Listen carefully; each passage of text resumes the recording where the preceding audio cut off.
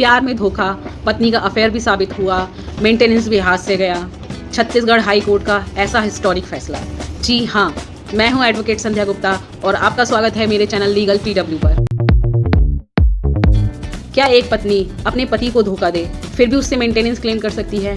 क्या कानून सिर्फ औरतों की तरफ है या पति के लिए भी इंसाफ है? ऐसे ही आज हम लेकर आए हैं एक हिस्टोरिक फैसला, जहां छत्तीसगढ़ हाई कोर्ट ने पति के हक में एक जबरदस्त जजमेंट दिया, जहां पत्नी का अफेयर साबित हुआ और मेंटेनेंस का हक भी छिन गया। ये कहानी सिर्फ कानूनी नहीं, एक जिंदगी का सच है। ये केस है छत्तीसगढ़ हाई कोर्ट का, जिसमें पति ने अपनी पत्नी के अगेंस्ट डाइवोर्स का केस फाइल किया। इल्जाम था कि पत्नी किसी दूसरे आदमी के साथ अफेयर में थी।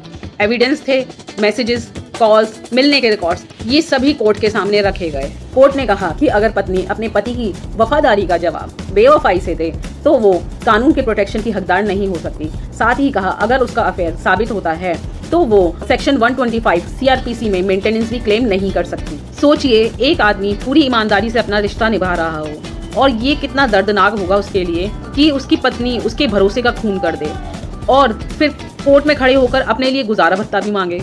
लेकिन इस बार कानून में सिर्फ सुनवाई नहीं हुई, इंसाफ भी दिया गया। छत्तीसगढ़ हाई कोर्ट ने मेंटेनेंस का ऑर्डर भी कैंसिल कर दिया और कहा wife prove to be living in adultery, hence not entitled to alimony. बेवफाई का इनाम नहीं, कानून से मिलता है सिर्फ इंसाफ। अफेयर भी प्रूव हुआ और मेंटेनेंस भी गया।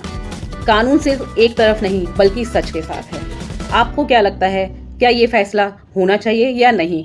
Please do let me know by commenting. Thanks for watching.